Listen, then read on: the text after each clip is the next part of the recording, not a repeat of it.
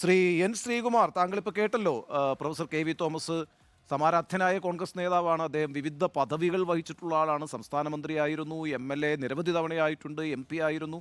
അത് ഇപ്പോൾ കേരളത്തിൻ്റെ പ്രതിനിധിയാണ്. അദ്ദേഹം പറയുന്നത് കോൺഗ്രസും CPM കൂടി സഹകരിച്ച്, ഇടതുപക്ഷവും വലതുപക്ഷവും സഹകരിച്ച് ദേശീയ രംഗത്തൊരു സമരത്തിലേക്ക് കേരളത്തിൻ്റെ പൊതു താല്പര്യത്തെ മുൻനിർത്തി പോകണം എന്നതാണ് അദ്ദേഹത്തിൻ്റെ ഉപദേശവും കാഴ്ചപ്പാടും. എങ്ങനെ കാണുന്നു താങ്കൾ? താങ്കൾ ഈ ചർച്ചയുടെ തുടക്കത്തിൽ ഒരുപാട് തവണ തോമസ് മാഷെ കോൺഗ്രസിന്റെ നേതാവെന്ന് വിശേഷിപ്പിച്ചിട്ടുണ്ട്. ഇത് കാണുന്നവർ തെറ്റിദ്ധരിക്കും. അദ്ദേഹം കോൺഗ്രസിന്റെ സമുന്നതനായ നേതാവായിരുന്നു, ബഹുമാന്യനായ സുഹൃത്തുമാണ് എൻ്റെ. പക്ഷെ മാഷ് ഇപ്പൊ കോൺഗ്രസ് അല്ല. അത് മാഷൊക്കെ തന്നെ പറയാം. കോൺഗ്രസ്സുകാരൻ എങ്ങനെ ഇടതുപക്ഷത്തിന്റെ ഡൽഹി പ്രതിനിധിയാകാൻ പറ്റുക? അപ്പൊ തെറ്റിദ്ധാരണാജനകമായ ഒരു പരാമർശമാണ് അതെന്ന് ഞാൻ കരുതുന്നു. മാഷ് കോൺഗ്രസ് തന്നെ മാഷുടെ മനസ്സിൽ. പക്ഷേ മാഷ് ഇപ്പൊ പ്രതികരിക്കുന്നത് ഇടതുമുന്നണിയാണ്. അദ്ദേഹം കോൺഗ്രസിന്റെ ആളായിട്ടല്ല ഡൽഹിയിൽ പോയിട്ടുള്ളത്. ഒന്നത്. രണ്ടാമത്തെ കാര്യം, ഇപ്പൊ പ്രതിപക്ഷം UDF ഈ പിണറായി വിജയന്റെ ഒപ്പം കേന്ദ്രത്തിൽ സമരത്തിന് പോയാല് ജനങ്ങൾ പഴിക്കും പ്രതിപക്ഷത്തിന്. നാളെ പ്രതിപക്ഷ നേതാവ് VD സതീശനെ ജനങ്ങൾ വിശ്വസിക്കില്ല. കോൺഗ്രസിനെ വിശ്വസിക്കില്ല, UDF വിശ്വസിക്കില്ല. കാരണം എന്താണ് പറഞ്ഞത്? രണ്ട് കാര്യങ്ങൾ അവർ ഊന്നി പറഞ്ഞിരുന്നു. ഒന്ന്, ഒരു ധവളപത്രം ഇറക്കണം ധനസ്ഥിതിയെ കുറിച്ച്. ഇതുവരെ ഇറക്കിയിട്ടില്ല. രണ്ട്, അത് അവർ പറഞ്ഞത് എന്താണ് നമ്മുടെ സാമ്പത്തിക സ്ഥിതി ഇത്ര മോശമായിട്ടും എന്തിനാണ് ധൂർത്ത്? അതിന് മറുപടിയില്ല. പിന്നെ ഇത്രയും കാലം കാത്തിരുന്നിട്ട് ലോക്സഭാ ഇലക്ഷന്റെ കുറച്ച് മുമ്പ് ഡൽഹിയിൽ പോയിട്ട് ഒരു സമരം നടത്തുന്നതിൽ എന്തർത്ഥമാണുള്ളത്? ഒരു വർഷം മുമ്പ് LDF രാജ്ഭവനിൽ മുമ്പിൽ ഒരു വലിയ രാജ്ഭവൻ വളയലോ എന്തൊരു പരിപാടി നടത്തി. LDF നടത്തിയത്. മുഖ്യമന്ത്രി പരിപാടിക്ക് പോയില്ല. കേന്ദ്രത്തിന്റെ പ്രതിപക്ഷം താമസിക്കുന്ന സ്ഥലമാണല്ലോ രാജ്ഭവൻ. എന്താ പോകാതിരുന്നത്? ഇനി അതൊക്കെ പോട്ടെ. തോമസ് മാഷ് ഡൽഹിയിൽ പ്രതിനിധിയാണ്. മാഷെ ഏത് വിധേനയാണ് കേരളത്തിലെ LDF ഗവൺമെന്റ് ഉപയോഗിച്ചത്?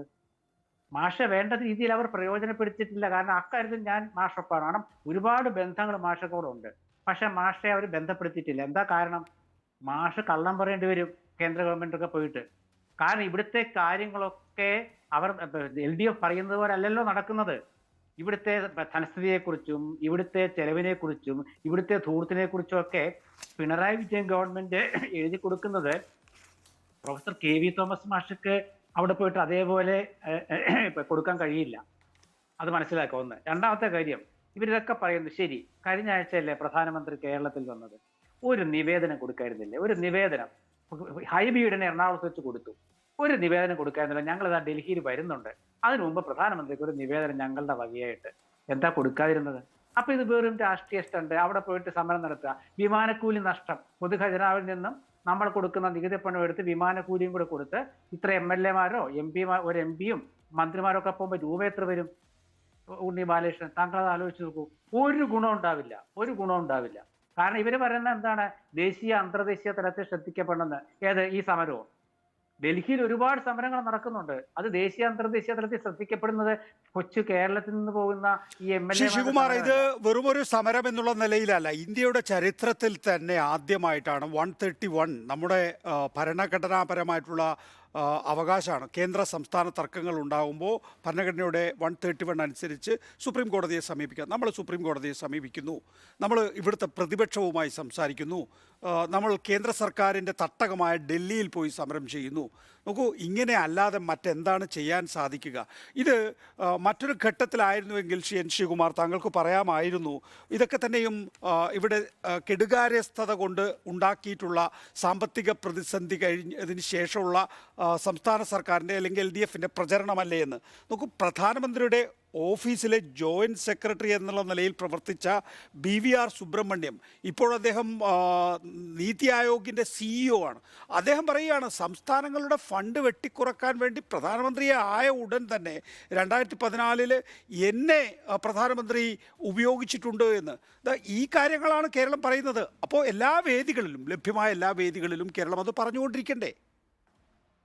ആസൂത്രണ കമ്മീഷൻ ഇല്ലാതാക്കി നീതി ആയോഗ് എന്ന സംവിധാനം ഉണ്ടാക്കിയ ശേഷം BJP ഗവൺമെന്റിന്റെ ഒരു നയമാണത്. ആ നയത്തെക്കുറിച്ച് നമുക്കൊന്നും പറയാനില്ല. പ്രധാനമന്ത്രി അങ്ങനെ അദ്ദേഹത്തോട് പറഞ്ഞിട്ടുണ്ടെങ്കിൽ അത് ഗവൺമെന്റ് എടുത്ത നയമാണ്. ഫെഡറൽ സംവിധാനം അതാണല്ലോ ഇപ്പൊ ഒരു തെരഞ്ഞെടുപ്പ് മതി എന്നാണല്ലോ പറയുന്നത് ഇവര്. സുരേഷിന്റെ പാർട്ടി അവർ പറയുന്നത് ഒരു തെരഞ്ഞെടുപ്പ് മതി എന്നല്ലേ പറയുന്നത്. അപ്പൊ അങ്ങനെയുള്ള ഒരു പാർട്ടിയുടെ ഒരു നയമാണത്. കേരളത്തിന് വേണ്ടി മാത്രം വെട്ടിക്കുറച്ചതല്ല.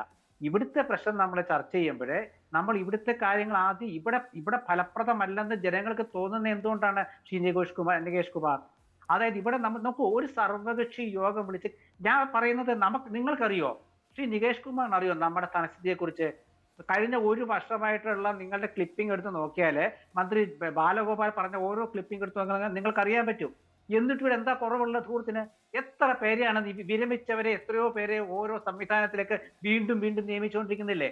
സംഗതി 1 ലക്ഷം 2 ലക്ഷം ഒക്കെ ഒരു ഗവൺമെന്റിന് വലിയ പ്രശ്നമല്ലെങ്കിലും ഇങ്ങനെ എത്ര ലക്ഷം ചെലവാകുന്നുണ്ട്? ഞാൻ പറഞ്ഞത് സമഗ്രമായിട്ടുള്ള കാര്യങ്ങളാണ്. ശരിയാണ്, ധൂർത്ത് ഒരുപക്ഷെ സംസ്ഥാന സർക്കാർ, നമുക്ക് കൃത്യമായ സംസ്ഥാന സർക്കാരിനോട് നിർദ്ദേശിക്കാവുന്ന ഒരു കാര്യം, ധൂർത്ത് എന്ന് തോന്നുന്ന ചില കാര്യങ്ങളൊക്കെ ഉണ്ട്. അതുകൂടി ഒതുക്കാൻ കഴിയുകയാണെങ്കിൽ കുറച്ചുകൂടി നല്ല കമ്മ്യൂണിക്കേഷൻ സംസ്ഥാന സർക്കാരിന് നടത്താൻ കഴിയുമെന്നുള്ളതാണ്. You are watching Reporter Evening Show.